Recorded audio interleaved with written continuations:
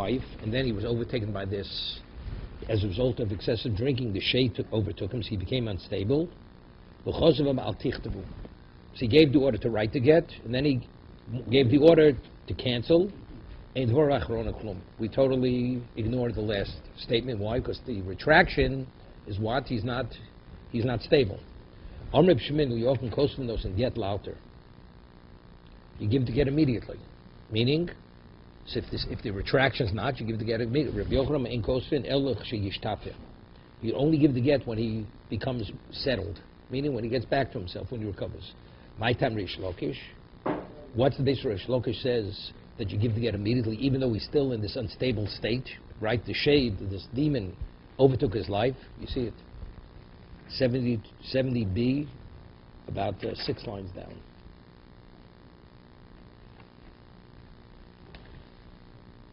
Yeah, let's start over again. 6 lines down, 2 dots. You see it? Omar kisu get liishti of also kordaikis. Right after 2 dots.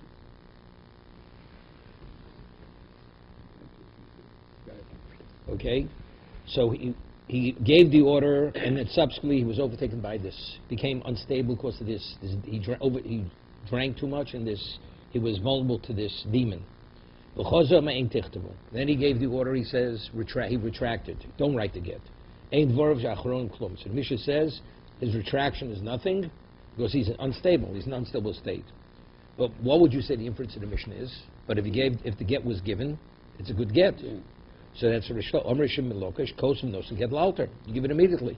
Even though he's affected by the Kurdaikis, but since he appointed the Shliach, was pre-Kurdaikis, Rabbi Yochanan ain't Kosmin. Elok Shishtafeh. Only when he becomes restabilized, my time Rishlokesh, Diktoni. What's the base of Rishlokesh? He says, Diktoni ain't Dvar Vachronim Klum. It says his latter order, his retraction is nothing. So therefore, what's the indication? That he gets a good get? Meaning,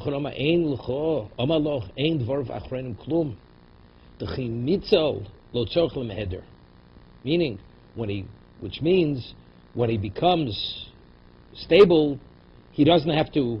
You don't have to consult with him. Meaning, in the unstable state, you cannot give it because he's unstable. But when he gets back, do you have to consult with him? Is he still in the original position? You don't, because what he said later, you totally dismiss. Meaning, a person who's not stable cannot give a get, even though when he originally pointed the shliach, he was stable. What's the argument? Whether, although now he's in this unstable state, could you give the get, could you not give the get? It's like a person sleeping. He's sleeping. When a person gives the order, goes to sleep. Do you say, well, as long as he's sleeping, since when he's sleeping, he's not able to give the get himself, therefore, the shliach can't give the get. Of course, we don't say such a thing, right? So the same thing, the state of kordaikis is only a state of what? As long as he's drunk. When he's drunk, he has this. Once he recovers, this demon, he stabilizes. So what are we talking about? A temporary situation over here. No, factually, it's worse than sleeping. Sleeping, you could awaken the person while he's sleeping. You could awaken him. Here, until he sobers up, he has this demon in him. Factually, he has the problem. Just as Reish Lakish compares it to a person sleeping, what does Rabbi Yochanan compare it to a person sleeping? Yoshin lo mechusa ma'aseh. A person who sleeps, naturally he wakes up. Hi mechusa ma'aseh, you have to do something to get it out of his system. I mean, it's recoverable, but you have to do something. He has to undergo some kind of therapy, right? Rashi. Very early, you have to take red meat and put it on coals, and yeah, he has a whole diluted wine, whatever it is. Right? Factually, you can differentiate whether he's sleeping or this situation. So Mar says, lo, sami yodon, hai sami biyodon. Oh, by a shota, we don't have a remedy to reinstate him. Right. Here we have the remedy. So the remedy, what's the remedy? You have red meat on coals and what? A diluted wine. You just make a very interesting svara. There's a svara. The Shloker says we have a principle. Anything which is biyodo, anything which is at hand, we look at it as if it already was brought about. So the person, although he's drunk and he's at this moment, He's without the remedy. He cannot extricate himself, but it's biyodenu. We have the ability to extricate him from a situation by giving him the certain prescribed remedy. A person's a shota unstable, there's no way to deal with the guy. It comes out a tremendous halachic difference. Let me ask you a question. If you have a situation, person's truly unstable, right? And he writes a get, but you have medication. He gives the order before he becomes unstable. Let's say no one takes medication. He's bipolar. Without the medication, he's raving mad. Okay. He gives the order when he's under medication. Subsequently, he stops taking his medication. Good. Right? But if you get back on his medication, he'd be stabilized. Right. And then you want to give the get when he's unstable. Could you give the get? No. There's the machlokes Rabbi Yochanan and Shlokish. Right. According to Rabbi Yochanan, you couldn't give the get. That since factually, presently he's a shoter, even though you have the ability to extricate him through giving the medication, it's not enough, as you see over here. So that's the difference between somebody sleeping and somebody... Sleeping, a person naturally gets up. But you could give it when he was sleeping, but you can't give it when the man is temporarily incapacitated. Because over here, without the medication, he's not coming out of that state. He's not coming out of that state. See, there's a whole discussion, la halacha today, person's under medication and he's fully functional. And now, but if he should stop, so is that considered like a Band-Aid remedy? He's really unstable, except this is just holding him. Is that sufficient to see him as a stable person? So they rule la halacha that as long as the medication holds him for a while, it's not in a moment he could somehow slip out of that, then he's considered a stable person. Here we're talking about the other way. He's become unstable, and the medication could stabilize him, right? That would be the case with the Kradaikas. According to Reish Lakish, it's not a problem. According to Rabbi Yochanan, it's still a problem. No, the order was given. Yeah.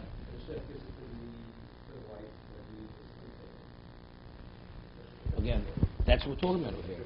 That's exactly what we're talking about over here. Yeah. Okay. Very good. Somebody asks, did Rabbi Yochanan say that the person with the Kodaikis, that if he gives the order, you can't give the get? That's what we're saying. Rabbi Yochanan holds you cannot give the get. Listen to this. A person slits somebody's throat. Here? Or rov shnayim. So that means the man is dying. There's no way he's going to live.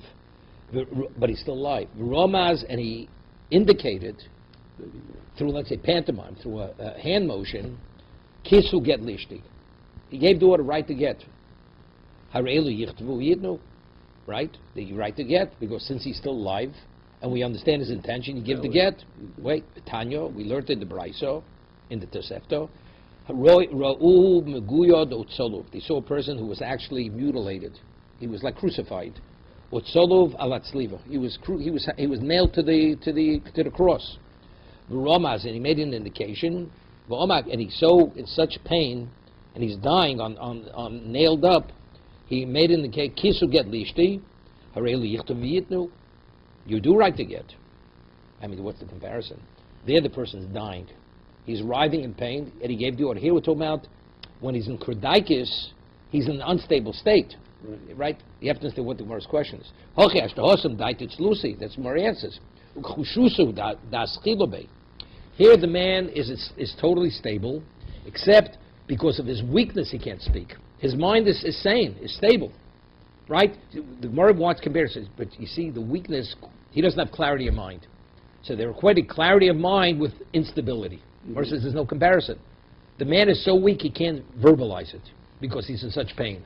But his mind, he has a clear mind. When he says give the get, he means give the get. When a man's unstable, the state of mind is not a proper state of mind. Therefore, that's the reason why that order, you can't give the get. As it says, Hosam daitet selusa, from the word solu. He has a clear mind. So why can't he speak? The weakness is taking him over. Hocha daitet shagishto. Here the man is unstable. Rashi is shagishto. Targum shel muhuma. He's totally confused. He has a confused mind. The person's unstable. So therefore, that's the reason why when he gives the, you can't give the get. Just a simple question. They slit the trachea of his abdomen, so we know that he's considered dead, basically. The wife couldn't... He's not dead. He's not dead. He's dying within moments. Doesn't make a difference. Where the wife could- Can I ask you a He's question? still alive. If a person has his throat slit, somebody puts a knife in his heart, it's still called chayisho. He's still alive. He could be alive for another few moments. So as long as the get is given before he dies, the wife's divorced. No, but it has to be given to the wife. right? No question. No I'm question. mistaken. Yeah, no The question. wife still has to get it before he dies. Definitely. Once he dies, it's gone. It's gone. It's gone, okay. I mean, let's say he's childless, the husband. So she'll fall to evil. If the get is not given before he dies, 100%. Then not only does he has to issue it, but she has to receive it. So really, the first case is not practical. The second case is much more practical. Second case is he's like nailed up. So there it could take hours for him to die. You know, he's on the cross, or he's been mutilated. You know. Somebody says, Shmuel Hochi. Did Shmuel say, because we quoted Shmuel saying that if he had his throat slit or whatever it is with that, and he gave the order to write the get, although he couldn't speak, it's valid. Somewhere says, did Shmuel say that? Wait. A man had his throat slit, or the majority, and he fled. Could you testify that the man's dead to allow his wife to remarry? So Shmuel says you could testify. That means he's as good as dead. But if you say with your throat slit, you consider a living person, how could she remarry? Right? So evidently she's dead. So the says there's no. Amri chayu v'sofalomus. Meaning, he's alive now. Of course he's going to die.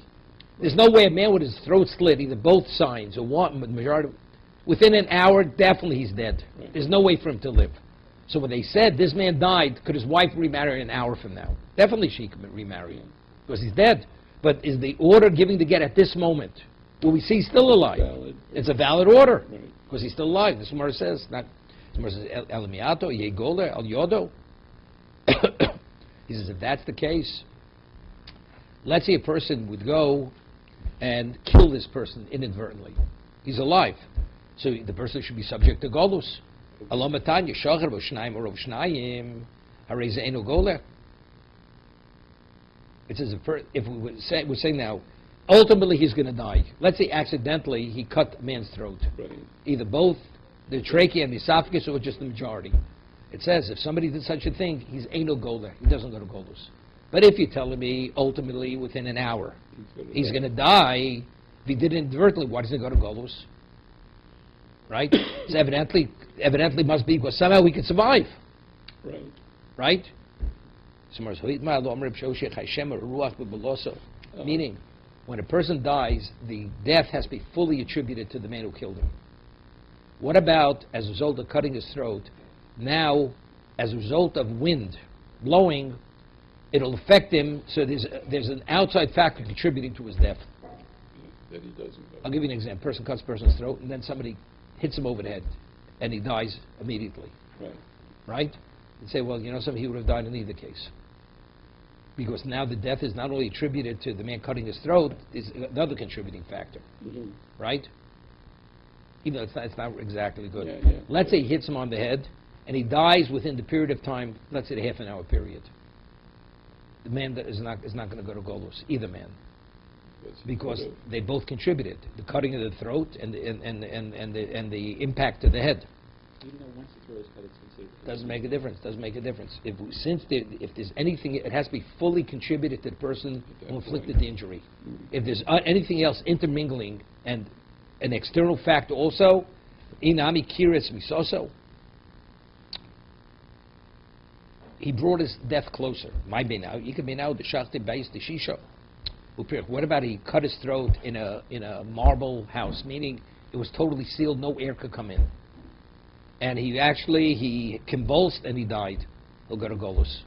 If we're saying the only reason why he'll go to golus first, because maybe wind went into his esophagus, and that was the contributing factor, and it was not fully attributed to him. So if he slits his throat and he's in the baisa shisha, a house made of marble, where it's windproof, so why did he die? He died clearly. It could only be attributed to the man slitting his throat. He what? He cut his throat outside. He didn't convulse. So it's not. The impact of hitting the ground causes death.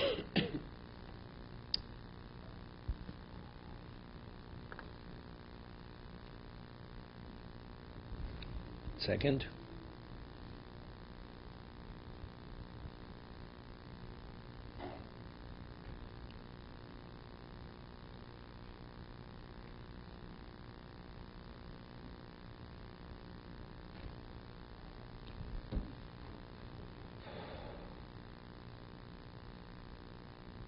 Yeah, further.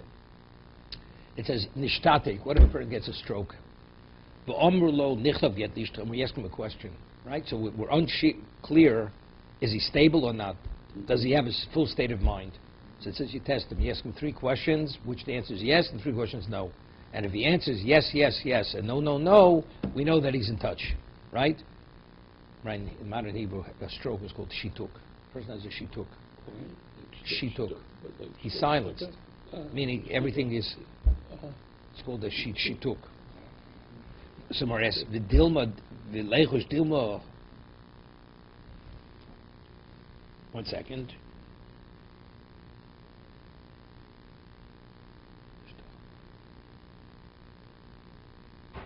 Yeah. The leichush dilma shichyo. Maybe when he went like this, maybe he was like bowing. Maybe his head was drooping. When you asked him the question, the answer is yes, maybe when he went like that, his head was drooping. Rashi says he bowed. The lav, nakte. So Mara says because when you asked him no, he moved his head the other way. So it's clear from moving head no, when he lowered his head, it wasn't his head was drooping. Inami, shichyo, dein nakte. He only lowered his head only when you asked him the question of which the answer was yes. You see a person say something once, maybe his head's drooping, but he only does it only when you ask him the question which the answer is yes. It's clear.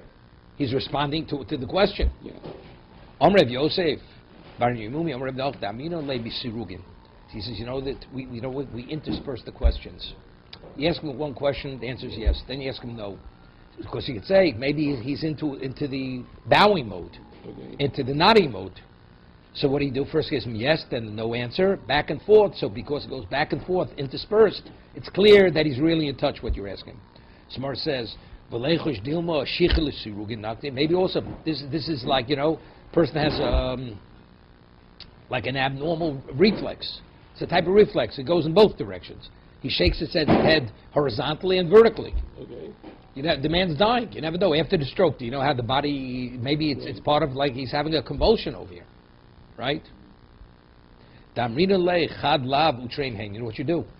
See, if you say normally a convulsion, it could go horizontally or vertically. What about you ask him 2 questions no, and 1 question yes? It doesn't go like twice this way and 1 up. Right. It goes. If it's a pattern, it could go two sideways and up and down twice. But 1 sideways and 2 up and down, that's clear. We attribute it to that he's responding to the question.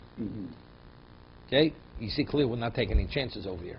We want to make it clear that he really is in touch. What happens if he can't hear? Can he do it by writing? Sure. That's part. When he writes, it's clear he's in touch. There's no question about it. If he's given the question. Clear. He doesn't have to go yes, yes, yes. No. It's clear. He knows what he's here. It's because you don't know exactly what's going on. Okay?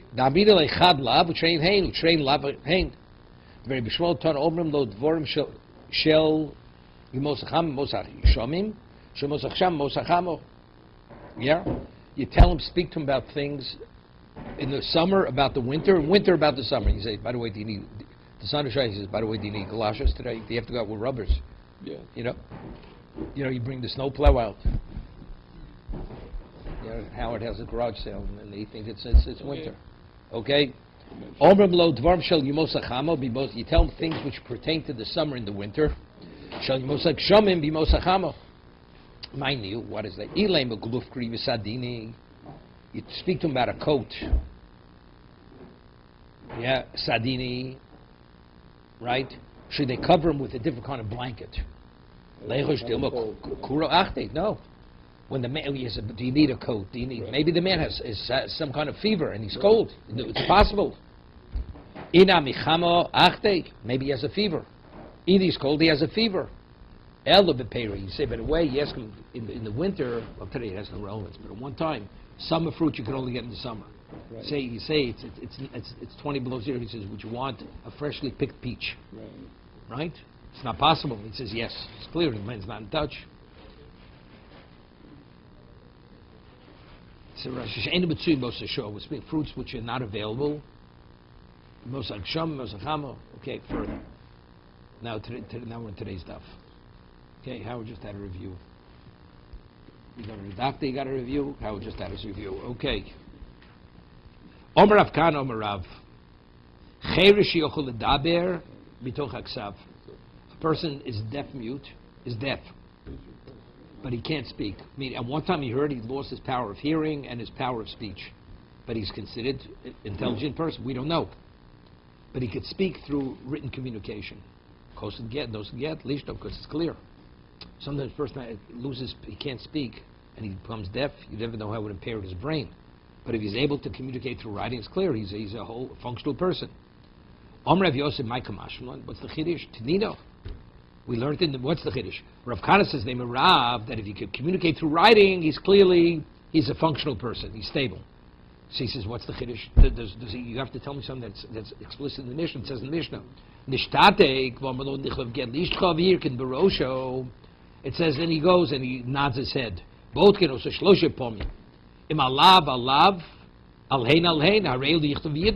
as long as it's indicated he's stable, you write the get. So even more so if he's able to write and communicate. So what do you tell me chiddush? That if he's able to communicate, although he's lost his power of speech and hearing, it's considered a good get. Omale Reb Zera, Elim Kabrit. He's Elim, he's a mute. He can't speak. Shani Elim D'Tanya B'daber Veinu Shomea. We speak about the person who could speak, but he can't hear. Zeu Cherish. That's a Cherish. Shomea Veinu B'daber is Elim. It's a different class. Cherish means a person who can't hear. So B'daber Veinu Shomea, you speak but you can't hear. What's that? He's a Cherish, he's deaf. What about he can't speak but he could hear? So what is he? He's a mute. That's Elim. And each of them are considered fully functional in every regard of halacha. Why do we say a person who can speak and can't hear is cherish? How do we know this? Because there's a pasuk in Tehillim, ani kecherish lo eshmo. David says, I'm like a deaf person who cannot hear. Uchilam lo yiftach pi. That's the basis. Here, I'm a mute who cannot open my mouth. So cherish means, and that's what it means. A person's deaf, he's called cherish. A person's elam, he's mute, it means he can't speak. It's like, a person, what happened to your tongue? His word has been taken from him. He can't speak. His words have been taken from him.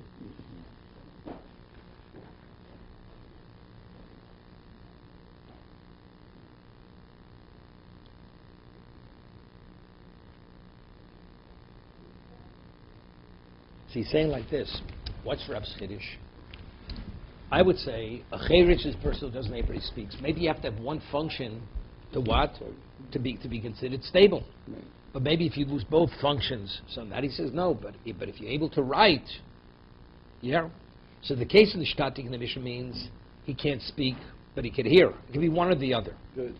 But Rav Kana, in the name of Rav, is speaking about a person he's lost his power of hearing and speaking. So it's not cherish, it's not healing. It's worse. So maybe even through writing. So that's what he has to speak about it, even though there's no proof from the Mishnah. Right, but it's a double posher. It's understood. Right. See, it's interesting. The Gemara didn't ask the question on Rav. What are you telling me? It's understood. If you could write, it's clearly he's stable. See, the question was, what do you have to tell me that? It's clear from the Mishnah. Because it says in the Mishnah, a person had a stroke and he's able to nod one way or another to indicate his stability. Yeah, right. So if he could write, definitely. So the Mishnah is speaking about something else. Maybe he had his stroke and he can't speak, but he still could hear. So because he has one function, maybe he's one step up. He's still, you understand? But if you can't hear or speak, maybe that's worse. On that, Rav says, no, it's not worse, because clearly from the writing, he's able to write, he communicates. You see, he's stable, he's normal.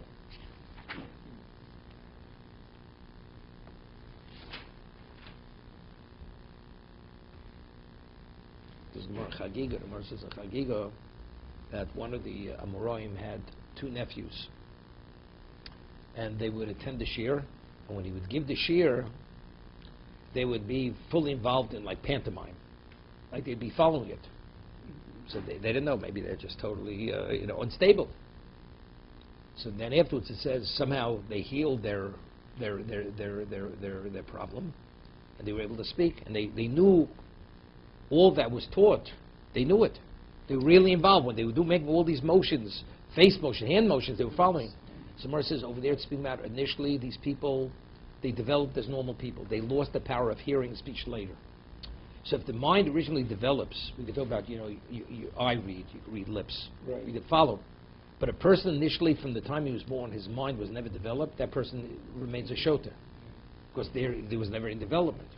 The same thing over here. I would say, person who could hear, but can't speak, or could speak and can't hear.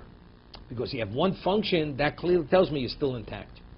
But maybe if you have neither function, maybe the answer, but the proof of the pudding is if you could write, it clearly tells you that he's in touch. Okay. Omer Abzeiro, Ikashali Hokashali. He says, if you want to ask a question, this is the question to ask.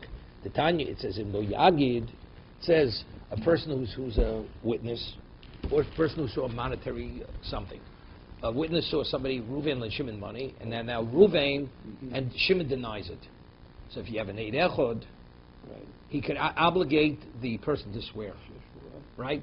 So the lender goes to this person and says, could you please swear, could you come testify on my behalf that so-and-so borrowed money? He says, I know nothing. Person's claim.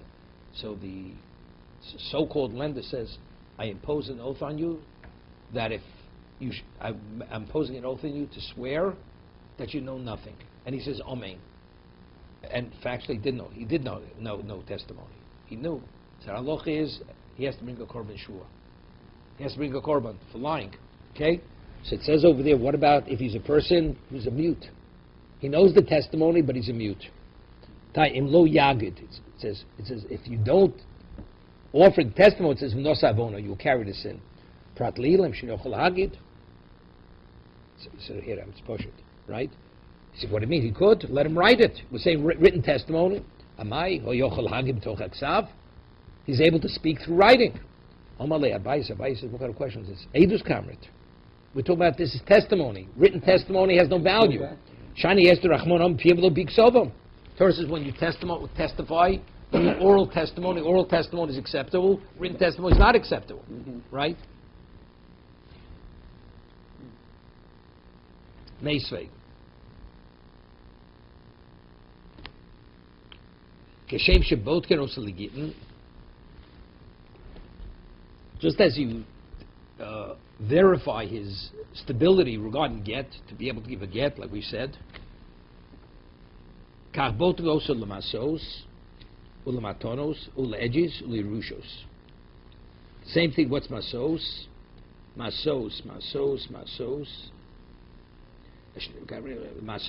limkor b'lechosov. What's maso? What's business called? Maso maton. Right? You check him, let's say a person does a business transaction. So the same way you check a person, let's say a person does a business transaction, he's not stable. It's not valid. Okay. So let's say it comes into question, was it a valid transaction? Same test. You ask him questions and he answers yes, no. Good. So that establishes him as a stable person. Well, the edges, whatever, for testimony. Person comes in and the guy looks a little off. You ask him questions, if he answers rationally, then you accept. Uli Rushos. Right? For Yerusha. Why Yerusha? You would think it's automatic. No. We'll see. Tonimius edus. It says over here that you check him regarding edus. We just finished saying oral testimony is not valid. Yeah. Right. We're talking about the man can't speak. Right. And it says you check him with the same this. Omer Rav Yosef Bar Binyomi, Omer Sheshes Beidus Isha Tequila Barabonan. Hear this. That we say if a single witness comes to testify, this woman's husband died. Okay. So that's a special dispensation because Aguna, we even rely on the testimony of one witness. So just as we're makel, we're lenient regarding even one witness, we're lenient regarding written testimony. Same idea. We're not talking about, this is all rabbinical. On a Torah level, oral testimony is the only thing that's acceptable. I Voktana Yerushos. What about Yerusha? Yerushas, that's already testifying Yerushas Doraisa. Right? Is it right? Amar Avo Yerushas B'no Abachor Ketoni.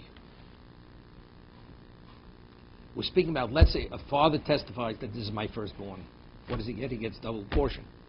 We're not talking testimony as a witness in court. The Torah says Yakir. A father is believed to say, this is my firstborn. It's a verification. He's verifying. No, but it's not testimony. Right, but it just... A father has a special belief to believe this is my firstborn. Okay, Therefore, that son will get a double portion. good. So that's Yerushos. Yerush B'no Abachor Ketoni. Mias L'masos Matos Mai. Where it says for Masomaton, it says you verify him for what? For business transaction. My love, La'alma. That means regarding somebody else, he's come testify that Reuven sold Shimon a piece of property. Lola Didei. No. Is he qualified that his transaction is valid or not? So if it's determined that he's stable, his transaction is a valid transaction. If he can't answer the questions properly, then his transaction is not a transaction. It's not that he's testifying about somebody else's transaction. Right. Somebody else's transaction, that's PM Lo Piksovan. If you don't have oral testimony, it's not accepted. Right. But regarding himself, meisvei. That's good. Cherish, a person who's deaf, meaning deaf mute, lo ha'olchu bo acharimososov v'achfitzosov. You don't determine his stability based on his motions, his movements, v'acheksav yodov, his writing. Elvin metaltlin. It's only for movables. Avolo legitin, but legitin not.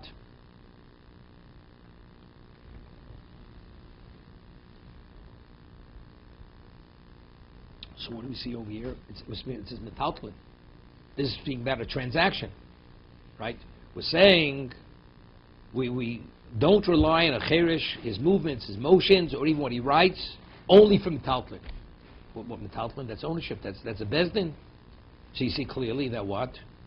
That we do accept written testimony. Something, Mercy Tanoi. This issue of his machlos Tanoi. Tanya Omer Reb Shimon Gamliel b'medvar mamurim b'cherish mikoro. When do we say a person is not valid? He was a deaf mute from birth, right? Say there's a Rashi and what's his name?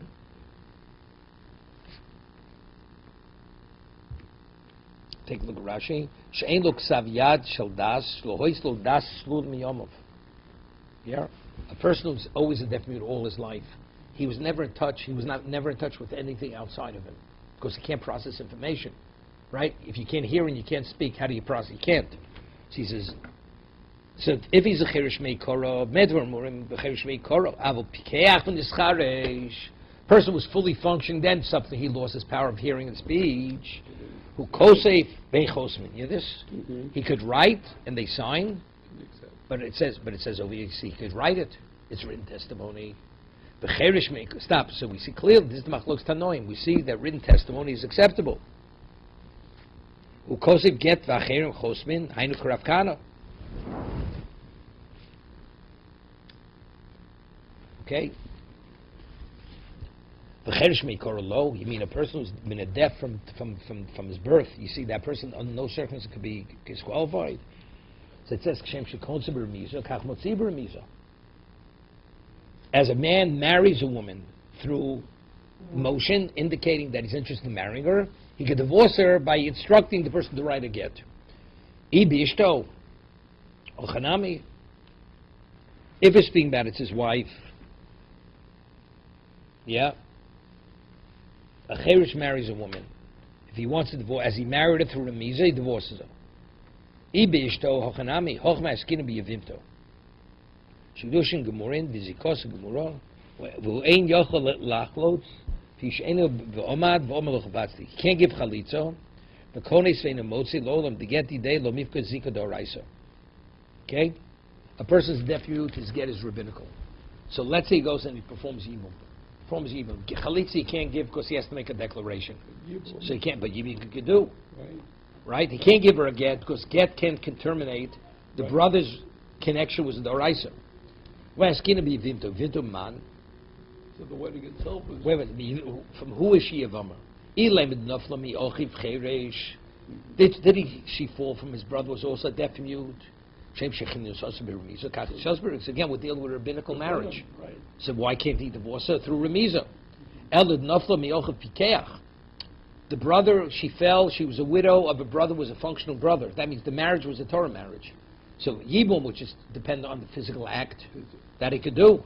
But to give a chalitz, he's not able to do because he can't make the verbal declaration, and also he's not able to what? To give the order. A get can't terminate it. Good. What if he's asked to give it in writing? Nothing. This is a doraisa over here. Because it says he has to make the order. Yeah. Okay.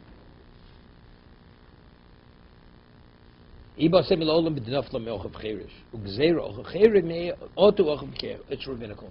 On a Torah level, if his brother, she was the Yavama of a fully functioning person, it's clear, he can't give a get. So over here, because the origin was from Yibum, people are confused the two. They'll say, if you could give a get here, why can't you give a get there? But there's a difference. One's Doraisa, one's Drabanan. I'm sorry, is this a situation where he's already taken by you and he wants to give her a gift? No. Yeah, the same thing.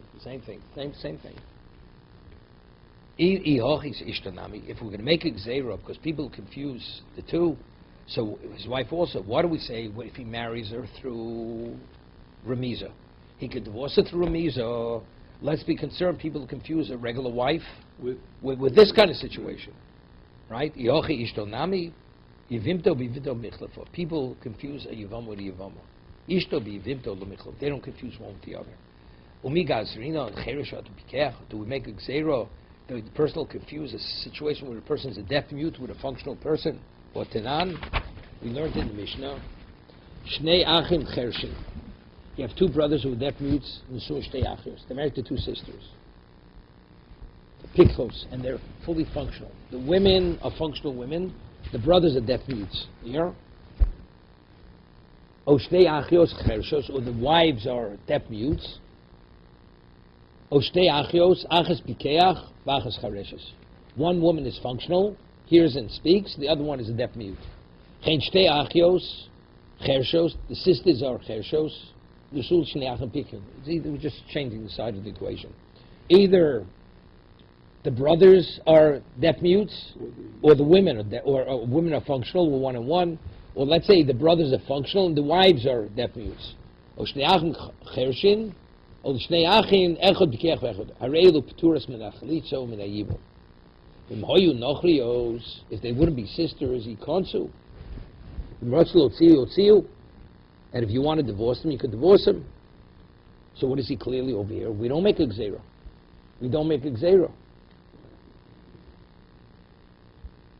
Because one's Rabbanim and one's... We're not considering you can refuse the Drabbana with the Doraisa. Okay.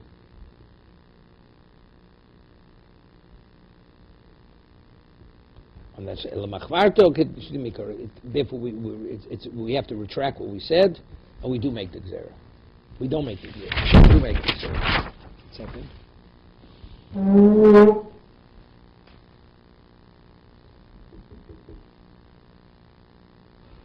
Yeah. Okay. Further. Reb Shimgal's colleague argued with him. Yeah. Chalukin hayu. Reb Chalukin Olav Charisha Remlio. His colleagues argued with him.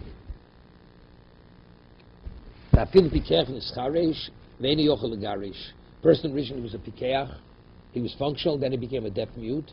Eni Yochel Garish. Afil Dea Lichtov, even though he could write. Okay? So he says, they're arguing.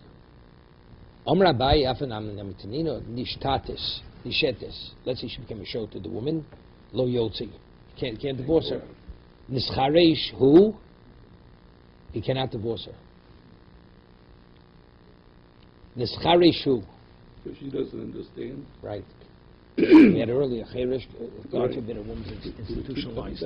No, woman's institutionalized. The person can't divorce her. Right. Can't divorce her. This is where they come up with the Hetemei Rabbanon. The 100 rabbis agree that the woman is not divorceable, so he's permitted to remarry. The Chem Rabbeinu Gershom doesn't apply to him. That you're not permitted to marry more than one wife. So Nishetes lo yotzi.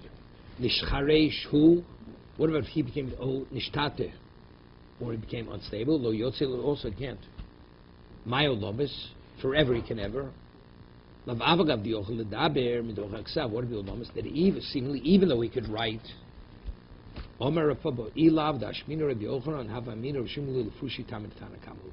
If not for Rabbi Yochanan saying that we don't rule like Rav Shimon Gamliel, I would say that he's coming to explain the position of the Chachamim, Rav Shimon Gamliel. Second.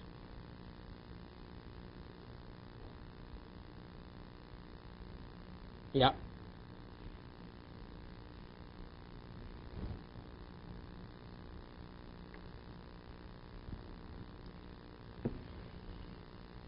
Yeah.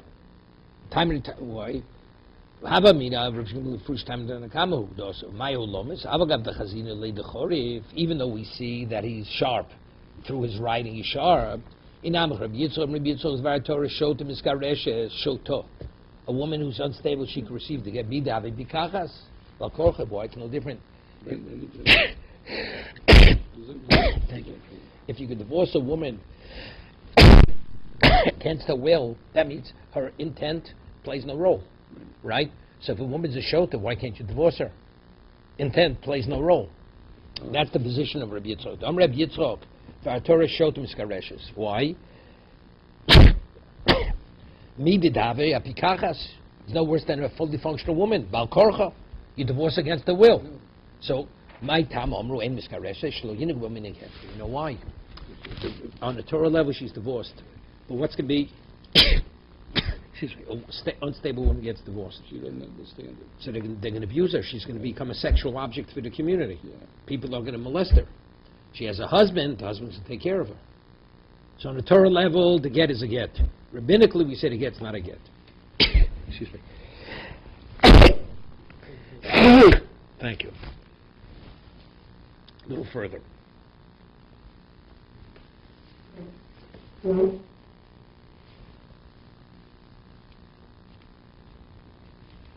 The Bezdin said to a person,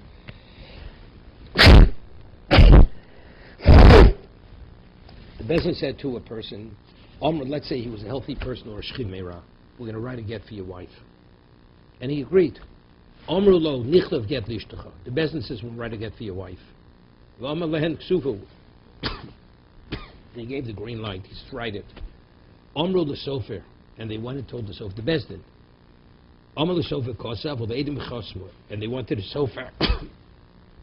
He wrote the get, and Adam signed. Even they gave the get on his. They wrote the get on his behalf. They signed on his behalf, and they gave it to him. The get's not valid.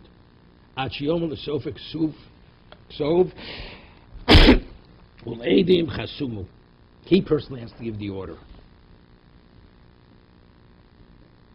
So him agreeing is not giving him order. Yeah. Excuse me. It's like that word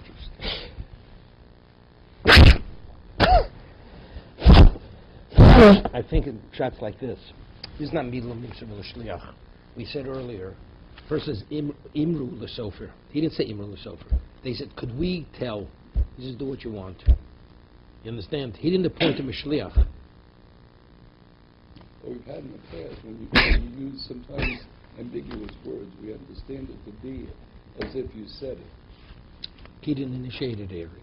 They said, initiation is if he would initiate, it's one thing. She says, we're going to tell somebody, he says, go do it. Got it. Right? Yeah. So because it was initiated by him, so therefore the sofa he wrote, he didn't write it as the husband. Good.